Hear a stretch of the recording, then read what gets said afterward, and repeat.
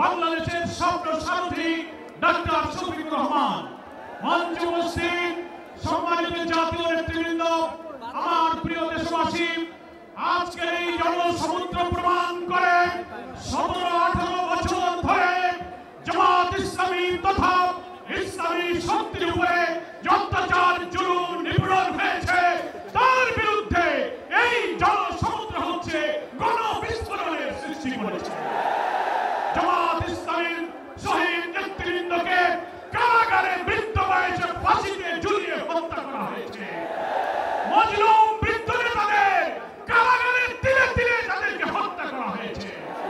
জামাত ইসলামের নিবন্ধন কেড়ে নেওয়া হয়েছে, প্রতীক কেড়ে নেওয়া হয়েছে, ক্রস ফায়ার, আয়নাঘর, রিমান্ড, হাজার হাজার লোকদের কারারুদ্ধ করে দুনিয়া জানে বাংলাদেশের মধ্যে সবচেয়ে মজলুম হচ্ছে জামাত ইসলামী।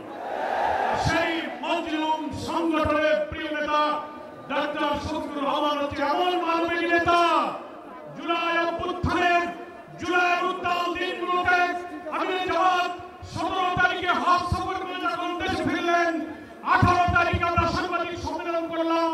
সেই দিন রাতেই প্রতিদিন ছাত্র হত্যা হচ্ছে। আমির জামাত আমাদের ডেকে বললেন, যত লোক নিহত হচ্ছে, যত আহত হচ্ছে, এরা কোনো দলের নয়, সব শহীদ আমাদের শহীদ, সব আহত আমাদের আহত।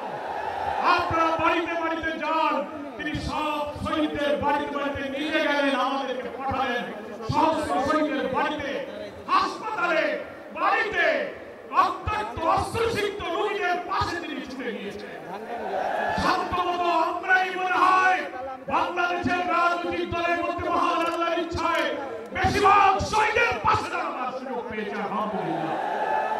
বন্যা আসলো, তারপর আমির জামাত বন্যা কবলিত মানুষের পাশে ছুটে গেলেন।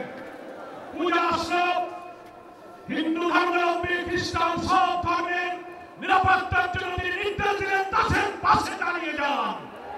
জামাত শিবিরের কর্মীরা তাদের ধর্মীয় প্রতিষ্ঠানগুলো পাহারা দিতে শুরু করেছে।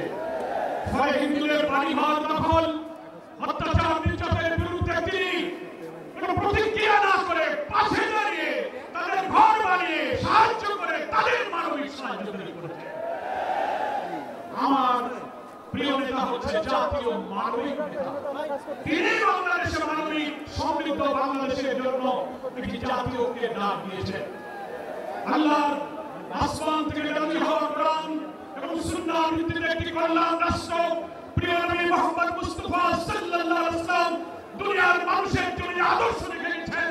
সেই আদর্শকে ভিত্তি করে চলমান সভ্যতা, প্রয়োজন, চ্যালেঞ্জকে সামনে রেখে আমরা একটি কল্যাণ, একটি সুশাসনের রাষ্ট্র কায়েম করতে চাই।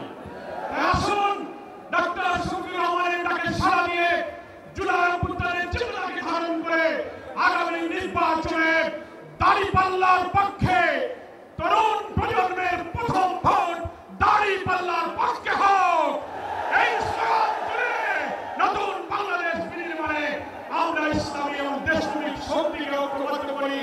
আল্লাহ হাফেজ। বাংলাদেশ জিন্দাবাদ, জামাত ইসলামী জিন্দাবাদ। আসসালামু আলাইকুম।